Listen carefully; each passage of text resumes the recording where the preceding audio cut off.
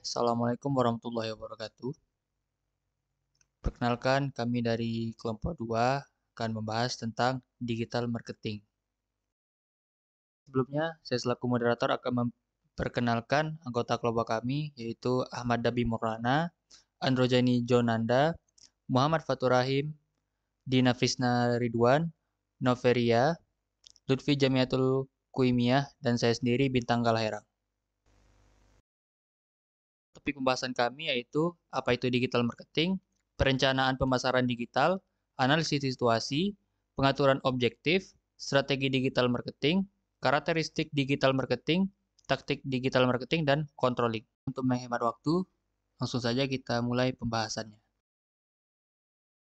Baiklah, materi pertama, apa itu pemasaran digital? Pemasaran digital telah digambarkan secara sederhana oleh Kefri dan Alice Catwin sebagai proses mencapai tujuan pemasaran melalui penerapan teknologi digital. Pemasaran sendiri adalah proses manajemen yang bertanggung jawab untuk mengidentifikasi, mengantisipasi, dan memuaskan kebutuhan pelanggan secara menguntungkan. Mengidentifikasi di sini bagaimana internet dapat digunakan untuk riset pemasaran, untuk mengetahui kebutuhan dan keinginan pelanggan. Mengantisipasi, kita telah melihat bahwa mengantisipasi permintaan layanan digital adalah kunci untuk mengatur alokasi sumber daya untuk bisnis digital. Memuaskan, masalah utama untuk pemasaran digital adalah bagaimana mencapai kepuasan pelanggan melalui saluran elektronik. Hal ini menimbulkan masalah seperti apakah situs mudah digunakan, apakah kinerja memadai, apa standar layanan pelayanan terkait, dan bagaimana proses fisik dikirim. Ada 3 proses operasional utama yang terlibat dalam pemasaran digital. Yang pertama, akuisisi pelanggan. Menarik pengunjung ke situs web atau mempromosikan merek dengan menjangkau mereka melalui mesin telusur atau beriklan di situs lain. Yang kedua, konversi pelanggan. Melibatkan pengunjung situs untuk mencapai hasil yang diinginkan pemilik situs seperti prospek, penjualan, atau penelusuran konten lainnya. Selanjutnya, pemasaran masuk dan pemasaran konten. Pemasaran masuk sangat kuat karena pemborosan iklan berkurang. Di dalam pemasaran masuk, konsumen proaktif mencari informasi untuk kebutuhan mereka dan interaksi dengan merek terkait melalui konten, pencarian, dan pemasaran media sosial. Tetapi, hal ini menjadi kelemahan karena pemasar mungkin memiliki kontrol yang lebih sedikit. Di pemasaran konten, jenis konten yang berbeda seperti video dan panduan pembelian di situs dapat membantu menarik pengunjung melalui mesin telusur ataupun media sosial. Elemen-elemen manajemen konten yang perlu direncanakan dan dikelola yang pertama, nilai keterlibatan konten. Jenis konten apa yang akan melibatkan audiensnya. Yang kedua, media konten. Teks biasa berupa media seperti flash atau media internet atau aplikasi seluler, audio podcast, dan video yang di-hosting dan di-streaming. Yang ketiga, sindikasi konten. Konten dapat disindikasikan ke berbagai jenis situs melalui umpan, format mikro, atau pengiriman langsung melalui email. Yang keempat, partisipasi konten. Konten yang efektif saat ini tidak hanya dikirim untuk konsumen statis, tetapi harus memungkinkan komentar, peringkat, dan ulasan. Ini juga perlu dipantau dan dikelola baik di lokasi asli maupun di tempat yang dibahas di tempat lain. Yang kelima, platform akses konten. Platform akses digital yang berbeda seperti desktop dan laptop dengan resolusi layar dan perangkat seluler yang berbeda. Paper juga merupakan platform akses konten untuk media cetak. Baik, pengertian perencanaan pemasaran digital yaitu rencana untuk mencapai tujuan pemasaran dari strategi bisnis digital yang telah ditetapkan secara umum sebelumnya oleh perusahaan. Jadi perencanaan digital akan lebih spesifik dan terperinci dalam kegiatan pemasaran perusahaan. Selanjutnya, dalam membuat perencanaan pemasaran terdapat tahapan-tahapan untuk mengembangkan strategi pemasaran digital yang dikembangkan oleh Paul Smith yang disebut dengan tahapan SWOT stage. Yang pertama, situasi atau situation analysis, yaitu menganalisis apa saja yang sudah dicapai dan dilakukan oleh perusahaan. Hal ini dapat dilihat seperti bagaimana kinerja sasaran, wawasan pelanggan, persepsi merek, pasar digital SWOT yang dimiliki oleh perusahaan, kemampuan dan sumber daya internal perusahaan. Tahapan kedua yaitu menetapkan tujuan atau objectives, yaitu apa saja tujuan atau keinginan perusahaan yang seharusnya atau yang telah direncanakan. Hal ini bisa kita lihat melalui 5 tujuan atau 5S, yaitu sell, serve, sizzle, speak, dan save. atau bisa kita sebut dengan penjualan, pelayanan, durasi kunjungan atau keadaan situs, informasi dan jumlah pelanggan yang terlibat, dan keefisiensian dari tujuan dari pelaksanaan strategi pemasaran. Yang ketiga ada strategi, yaitu untuk mencapai tujuan tersebut kita membutuhkan strategi. Strategi tersebut terkait mengenai segmentasi atau target pasar, OVP atau online value proposition, kemampuan, pembaharuan, dan pembuatan alat digital seperti website dan aplikasi. Tahapan keempat yaitu taktik. Setelah membuat strategi, manajer harus membuat detail strategi untuk pelaksanaan nantinya. Tahapan kelima action, yaitu tindakan. Dalam pelaksanaan taktik, manajer harus menyerahkan setiap perencanaan kepada bagian ahlinya sehingga ada peran struktur dan tanggung jawab di dalamnya sehingga lebih gampang untuk dilaksanakan. Yang tahapan keenam ada kontrol, yaitu tahap memantau kinerja dari taktik yang telah dilaksanakan. Hal tersebut dapat dipantau manajer dengan melihat apakah tujuan telah tercapai, dengan melihat kembali objektif 5S tadi melalui survei kepuasan pelanggan, laporan kerja tiap-tiap bagian dari ahli-ahli tersebut. Baik, saya di sini akan menjelaskan tentang analisis situasi. Jadi, tujuan dari analisis situasi ini sendiri adalah untuk memahami lingkungan saat ini dan di masa depan, di mana perusahaan beroperasi agar tujuan strategisnya realistis dalam kaitannya dengan apa yang terjadi di pasar. Studi tentang lingkungan organisasi mencatat bahwa ada lingkungan mikro berupa pelanggan, pesaing, pemasok, dan perantara yang lebih luas. Sedangkan untuk lingkungan makro, ada lingkungan sosial, hukum, karakteristik politik, ekonomi, dan teknologi. Analisis situasi akan melibatkan pertimbangan semua faktor ini dan akan membentuk dasar untuk menentukan tujuan, strategi, dan taktik. Pertimbangan SLAP atau faktor lingkungan makro adalah topik utama. Yang pertama ada analisis permintaan pelanggan. Faktor kunci yang mendorong pemasaran digital dan tujuan strategis bisnis digital adalah tingkat permintaan pelanggan saat ini dan proyeksi masa depan untuk layanan e-commerce di segmen pasar yang berbeda. Ini akan mempengaruhi permintaan produk online dan ini pada gilirannya harus mengatur sumber daya yang ditujukan untuk saluran online yang berbeda. Analisis permintaan memeriksa penggunaan pelanggan saat ini dan yang diproyeksikan dari setiap saluran digital dan layanan yang berbeda dalam pasar yang berbeda. Pemasar digital yang cerdas menggunakan alat yang disediakan oleh layanan mesin pencari seperti Google untuk mengevaluasi permintaan produk atau layanan mereka berdasarkan volume istilah pencarian yang berbeda yang diketik oleh pengguna. Dengan demikian, analisis situasi sebagai bagian dari perencanaan pemasaran digital harus menentukan tingkat akses ke internet di pasar dan kecenderungan untuk dipengaruhi oleh internet untuk membeli baik offline maupun online. Dalam konteks pemasaran, kecenderungan untuk membeli merupakan aspek perilaku pembeli. Yang kedua ada riset pelanggan kualitatif. Penelitian menunjukkan bahwa kualitatif memberikan wawasan yang dapat digunakan untuk menginformasikan strategi. Mereka menyarankan menggunakan profil grafis yang merupakan upaya untuk menangkap karakteristik inti dari target pelanggan. Tidak hanya demografi, tetapi juga kebutuhan dan sikap mereka dan seberapa nyaman mereka dengan internet. Perusahaan yang memahami web menggunakan website untuk riset pemasaran sebagai saluran pendengar. Mereka menggunakan web dan saluran email sebagai sarana untuk meminta feedback dan saran yang berkontribusi untuk membentuk layanan perusahaan di masa yang akan datang. Yang ketiga ada analisis pesaing. Ini penting dilakukan karena sifat media internet yang dinamis dan selalu berubah. Implikasi dari dinamisme ini adalah benchmarking pesaing. Bukanlah kegiatan yang hanya dilakukan sekali dalam mengembangkan strategi, tetapi perlu dilakukan secara berkesinambungan untuk menanggapi pendekatan permasalahan baru seperti harga dan promosi. Pembanding pesaing memiliki perspektif berbeda yang melayani tujuan yang berbeda pula. Yang pertama ada A. Tinjauan kemampuan internal seperti sumber daya, struktur, proses versus fitur situs yang menghadap penghalangan eksternal. B. Dari proposisi inti melalui branding hingga proposisi nilai online. Proposisi nilai online menjelaskan jenis layanan web yang ditawarkan yang menambah nilai merek. C. Aspek yang berbeda dari siklus hidup pelanggan. Kemampuan pesaing harus dijadikan tolak ukur untuk semua aktivitas pemasaran digital dari masing-masing pesaing.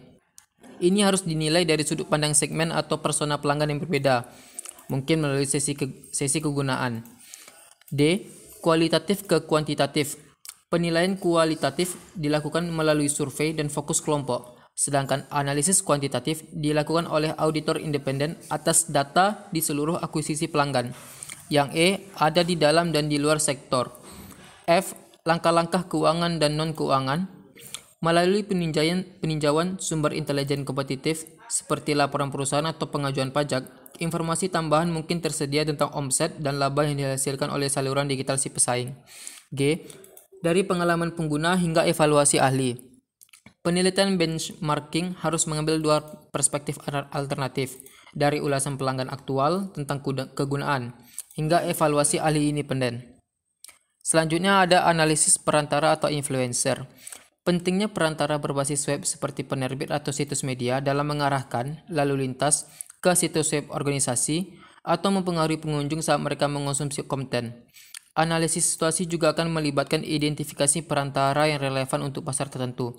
Aktivitas ini dapat digunakan untuk mengidentifikasi mitra strategis atau akan dilakukan oleh perencana media atau pembeli saat menjalankan kampanye iklan online. Selanjutnya ada audit pemasaran internal. Audit internal akan menilai kemampuan sumber daya perusahaan seperti orang, prosesnya, dan teknologinya untuk memberikan pemasaran digital dibandingkan dengan pesaingnya. Audit internal juga akan meninjau cara kinerja situs web atau layanan e-commerce saat ini. Audit kemungkinan akan meninjau elemen berikut dari situs e-niaga. Yang pertama A. Efektivitas bisnis. Ini akan mencakup kontribusi situs terhadap pendapatan, profitabilitas, dan indikasi misi perusahaan untuk situs tersebut. Biaya produksi dan pembaruan situs juga akan ditinjau, yaitu analisis biaya manfaat. B. Efektivitas pemasaran. Langkah-langkah ini mungkin termasuk seperti memimpin, penjualan, biaya untuk mendapatkan pelanggan baru, penyimpanan, saham, keterlibatan dan loyalitas merek, serta pelayanan pelanggan. Langkah-langkah ini akan dinilai untuk setiap lini produk berbeda yang dikirimkan melalui situs web. Cara di mana elemen-elemen bauran pemasaran digunakan juga akan ditinjau. C. Efektivitas internet. Ini adalah ukuran khusus yang digunakan untuk menilai cara situs web digunakan dan karakteristik audiens. Berikutnya adalah pengaturan objektif, yang mana rencana pemasaran digital yang efektif didasarkan pada suatu tujuan yang jelas. Karena ini akan menginformasikan strategi dan taktik yang akan membantu dalam mengkomunikasikan tujuan strategis kepada tenaga kerja dan juga investor. Strategi disepakati paling efektif ketika mendukung suatu tujuan bisnis. Teknik yang berguna untuk membantu menyelaraskan strategi dan tujuan adalah dengan menyajikan bersama-sama dalam sebuah tabel bersama dengan wawasan yang dikembangkan dari analisis situasi yang mungkin telah menginformasikan strategis tersebut. Berikutnya adalah tujuan hubungan strategi dan indikator kinerja untuk perusahaan B2B dalam urutan prioritas, yang mana tujuan pertama adalah akuisisi, yang dapat dilihat dari pertumbuhan penjualannya. Strategi yang digunakan dalam tujuan ini adalah program pemasaran afiliasi dan juga peningkatan SOI-nya. Tujuan kedua yaitu tujuan akuisisi, yang mana pelanggan yang ada disarankan untuk menggunakan layanan pembayaran tagihan melalui online. Strategi yang digunakan adalah kampanye pemasaran langsung. Kemudian yang ketiga dan keempat adalah tujuan konversi, yang mana meningkatkan konversi situsnya. Yang mana strategi yang digunakan untuk tujuan ini yaitu dengan komunikasi strategi. Yang kelima adalah tujuan retensi, di mana kita meningkatkan retensi pelanggan baru. Strategi yang digunakan untuk mencapai tujuan ini adalah pengiriman yang dipersonalisasikan ke penawaran produk melalui email dan pemberian voucher diskon. Yang terakhir adalah tujuan pertumbuhan, yaitu untuk meningkatkan prospek baru yang direkomendasikan oleh teman atau viral marketing ataupun get member. Strategi yang digunakan untuk tujuan ini adalah surat langsung yang berupa email atau program. Baik, materi selanjutnya yaitu strategi digital marketing. Elemen strategi dari rencana pemasaran digital menentukan bagaimana tujuan pemasaran digital akan dicapai. Definisi strategi harus terintegrasi erat ke dalam proses perencanaan pemasaran digital karena perencanaan pemasaran digital adalah proses berulang dari analisis situasi ke pengaturan tujuan ke definisi strategi. Lalu selanjutnya itu tipe strategi inisiatif digital marketing. Yang pertama ada New Customer Proposition, Product, Place, and Pricing, yaitu yang merupakan fitur situs baru atau online lainnya komunikasi yang berhubungan langsung untuk menawarkan produk atau layanan baru, berpotensi dari lokasi baru yang akan menghasilkan pendapatan. Contohnya seperti bank, portal, service company, and magazine. Lalu yang kedua ada Customer Acquisition Strategic Initiative. Proyek strategis untuk meningkatkan kemampuan situs untuk memberikan prospek baru secara terus-menerus melalui berbagai teknik pemasaran online. Contohnya seperti SEO, PPC, and Affiliate Marketing. Lalu yang ketiga yaitu Customer Conversion and Customer Experience Strategic Initiative, yang merupakan investasi dalam fitur pelanggan baru di situs yang didasarkan pada bisnis kasus, peningkatan tingkat konversi, dan nilai pesanan rata-rata. Contohnya seperti implement online shop atau secure payment, customer reviews and ratings. Yang keempat ada Customer Development and Growth Strategic Initiative, investasi untuk meningkatkan pengalaman dan pengiriman penawaran yang ada ke pelanggan. Contohnya seperti rekomendasi yang dipersonalisasi untuk pelanggan yang sudah ada, pengembangan sambutan email strategi untuk pelanggan online baru, dan perkenalan blog atau umpan RSS. Yang kelima yaitu Channel Integration Initiative. Contohnya seperti offline retailer yang meluncurkan click and reserve service dan fasilitas digital yang diperkenalkan di toko-toko. Yang keenam ada Enhanced Marketing Capabilities through Site Infrastructure Improvements.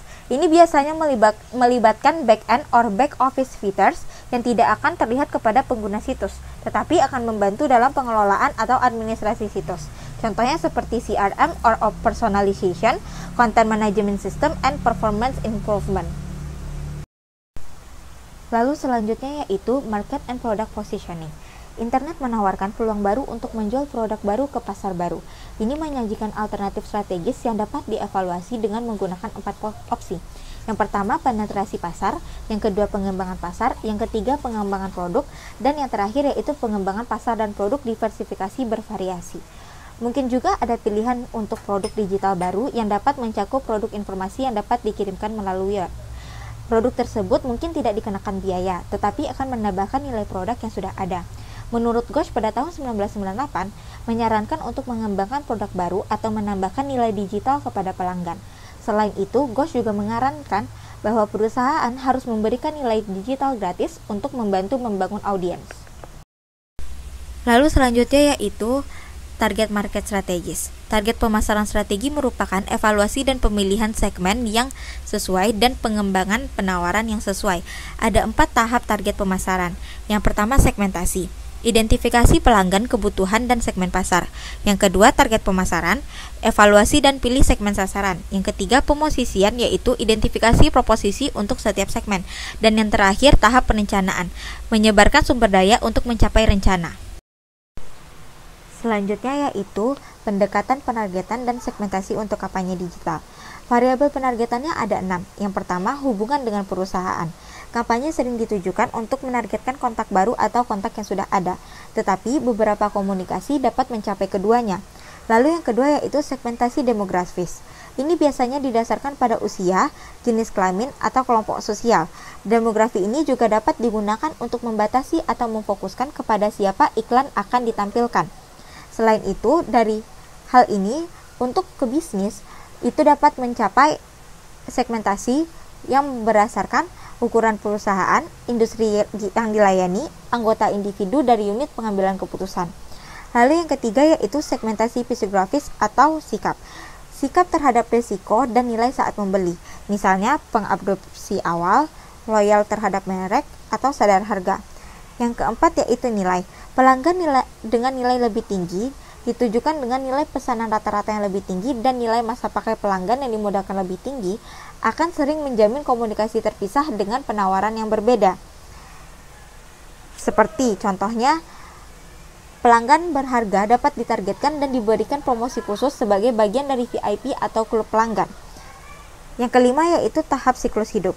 Posisi dalam siklus hidup terkait dengan nilai perilaku, yaitu waktu sejak pendaftaran awal, jumlah produk yang dibeli, dan kategori yang dibeli. Yang keenam atau yang terakhir yaitu perilaku. Yang pertama ada istilah pencarian yang dimasukkan ke dalam mesin pencari, minat yang ditujukan melalui konten yang dibagikan atau disukai di jejaring sosial, lalu ketanggapan terhadap berbagai jenis penawaran atau promosi atau jenis produk. Selanjutnya responsif terhadap kampanye di saluran yang berbeda atau preferensi saluran, dan yang terakhir riwayat pembelian dalam kategori produk termasuk kebaruan, frekuensi, dan nilai uang. Seibold pada 1999 mengidentifikasi 5 pertanyaan untuk membantu mengembangkan strategi pemasaran digital yang berpusat pada pelanggan. Pertanyaan pertama yaitu siapa pelanggan kita? Ini melibatkan identifikasi segmen sasaran yang memiliki karakteristik dan kebutuhan tertentu. Yang kedua, bagaimana kebutuhan mereka berubah? Memahami kebutuhan segmen yang berbeda ketika mereka menjelajah secara online adalah penting untuk tahap selanjutnya dalam memberikan nilai kepada pelanggan. Yang ketiga, yang mana yang kita targetkan? Ini adalah keputusan strategis yang penting dalam pemasaran digital. Yang keempat, bagaimana kita bisa menambah nilai? Nilai pelanggan terutama bergantung kepada kombinasi kualitas produk, kualitas layanan pelanggan, waktu pemenuhan, dan harga. Yang kelima yaitu bagaimana kita menjadi pilihan pertama. Untuk memutuskan hal ini perlu diketahui bagaimana memposisikan dalam pasar relatif terhadap penawaran pesaing. Pemosisian yaitu mempengaruhi persepsi pelanggan dari suatu produk dalam suatu pasar. Perusahaan kemudian perlu memutuskan bagaimana menyoroti manfaat sebagai keuntungan diferensial atas produk pesaing. Dalam konteks pemasaran digital, keunggulan dan pemosisian diferensial dapat diklarifikasi dan dikomunikasikan dengan pengembangan proposisi nilai online atau OVP, yaitu pernyataan tentang manfaat e-commerce layanan yang idealnya tidak boleh tersedia dalam penawaran pesaing atau penawaran offline. Selanjutnya yaitu konten strategi, bahwa OVP yang menarik menuntut konten yang luar biasa, menarik, dan pengalaman menarik yang disediakan bagi pelanggan melalui situs web dan kehadiran online lainnya di blog, situs jaringan sosial, dan melalui platform seluler. Konten strategi merupakan manajemen dari teks, media kaya, audio, dan konten video ditujukan dalam menarik pelanggan dan prospek untuk bertemu tujuan bisnis, diterbitkan melalui cetak dan digital media, termasuk web dan platform seluler yang digunakan kembali dan sindikasi untuk berbeda bentuk kehadiran web seperti situs penerbit, blog, dan media sosial. Baik, saya akan menjelaskan mengenai karakteristik komunikasi media digital. Karakteristik yang pertama ada interaktivitas.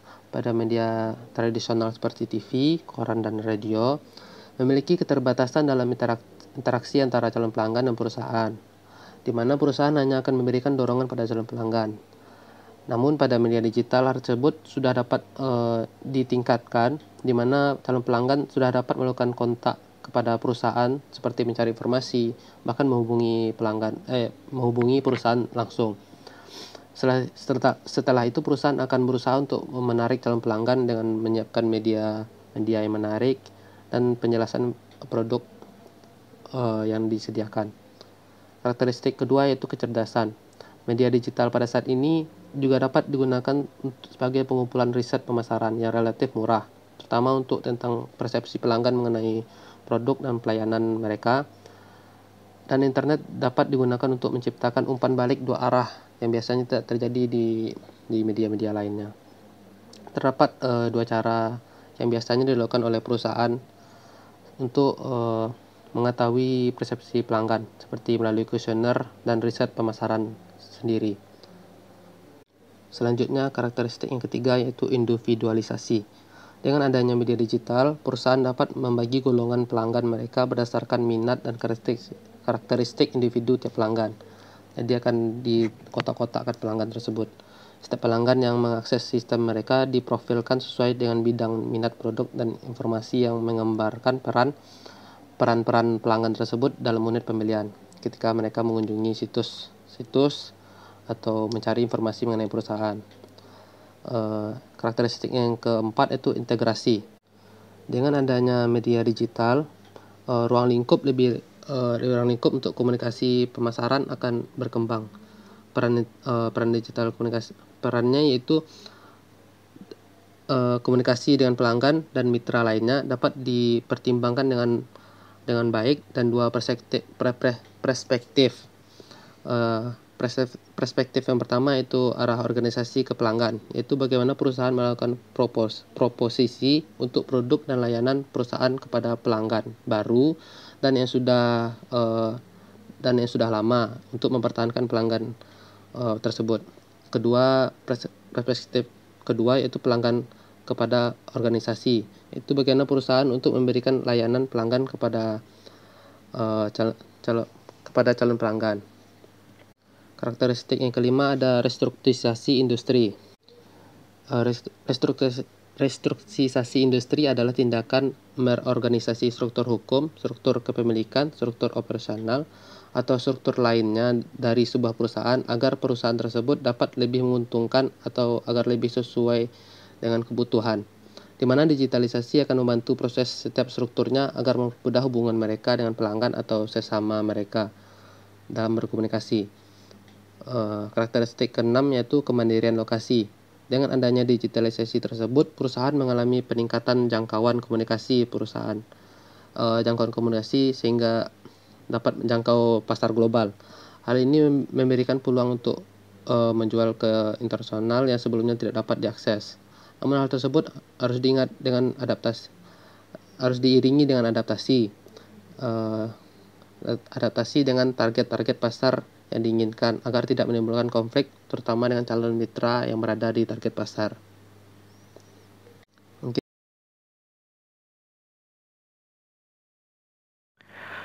Baiklah, selanjutnya saya akan menjelaskan tentang taktik pemasaran digital. Taktik pemasaran digunakan untuk menerapkan strategi dan tujuan secara tradisional didasarkan pada elemen bauran pemasaran dan model. Bagaimana melibatkan pelanggan di sepanjang siklus hidup mereka sebagai bagian dari manajemen hubungan pelanggan. Bauran pemasaran 4P, produk, price, tempat, place, dan promosi yang awalnya diusulkan oleh Jerome McCarthy.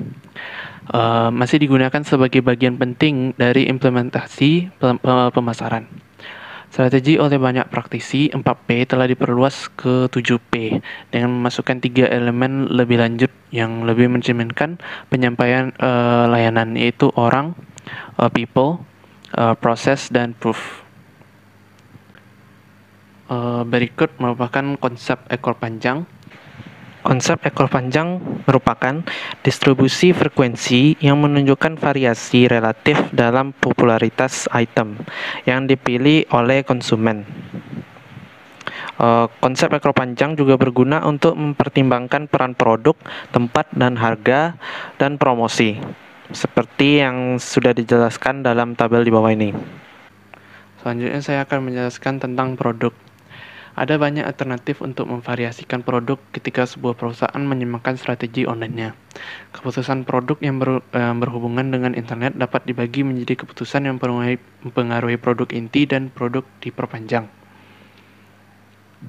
Perusahaan juga dapat mempertimbangkan bagaimana internet dapat digunakan untuk mengubah jangkauan atau kombinasi produk yang ditawarkan. Beberapa perusahaan hanya menawarkan sebagian produk secara online. Yang lain mungkin memiliki katalog yang lebih lengkap yang tersedia secara online daripada yang tersedia melalui brosur offline. Selanjutnya, price atau harga. Elemen harga dari bauran pemasaran mengacu pada kebijakan penetapan harga organisasi yang digunakan untuk mendefinisikan model harga. Internet memiliki implikasi dramatis untuk penetapan harga di banyak sektor, dan ada banyak literatur di bidang ini. Perusahaan pemula cenderung menggunakan harga rendah untuk mendapatkan basis pelanggan, sementara banyak perusahaan yang sudah ada telah mentransfer harga yang ada ke web. Implikasi utama dari internet untuk aspek harga dari campuran adalah sebagai berikut. Yang pertama, peningkatan transparansi harga dan implikasinya pada penetapan harga diferensial. Yang kedua, tekanan ke bawah untuk harga, termasuk komoditasi. Yang ketiga, pendekatan penetapan harga baru, termasuk penetapan harga dan lelang dinamis. Yang ketiga itu place atau tempat. Internet memiliki implikasi terbesar untuk tempat dan bauran pemasaran karena internet memiliki jangkauan global. Namun, karena biaya dan waktu pemenuhan internasional bersama dengan masalah kepercayaan di negara setempat dan ketersediaan dukungan telepon, sebagian besar produk masih bersumber secara lokal. Pengecualian untuk ini adalah produk digital yang dimana tidak ada batasan fisik dalam pemenuhannya. Misalnya Apple iTunes telah terbukti berhasil menawarkan layanan ini di seluruh dunia. Aplikasi utama untuk internet untuk aspek tempat adalah pertama, tempat pembelian. Dalam konteks B2B, e-commerce dilakukan di situs produsen sendiri, di perantara, atau dibeli di situs pelanggan. Yang kedua, struktur saluran baru. Struktur saluran baru seperti perubahan yang diperkenalkan oleh disintermediasi, reintermediasi, dan kontramediasi. Yang ketiga, konflik saluran ancaman signifikan yang timbul dari pengenalan saluran internet adalah bahwa sementara disintermediasi memberikan perusahaan kesempatan untuk menjual langsung dan meningkatkan profitabilitas produk. Hal itu juga dapat mengancam pengaturan distribusi dengan mitra yang ada. Yang keempat, organisasi virtual. Organisasi virtual terdiri dari organisasi setengah fusi, yaitu penggunaan minimum internet dan teknologi jaringan. Yang kedua, organisasi fusi, penggunaan internet dan jaringan yang berkomitmen dan intensif teknologi. Yang ketiga, ada e-organization, menggunakan teknologi sebagai inti bisnis dan pengolahan seluruh proses bisnis. Yang keempat itu promotion atau promosi. Spesifikasi dari promosi biasanya merupakan bagian dari strategi komunikasi. Ini akan mencangkup pemilihan target pasar, penentuan posisi, dan integrasi alat komunikasi yang berbeda. Internet menawarkan saluran komunikasi pemasaran baru untuk menginformasikan pelanggan tentang manfaat produk dan membantu keputusan pembelian.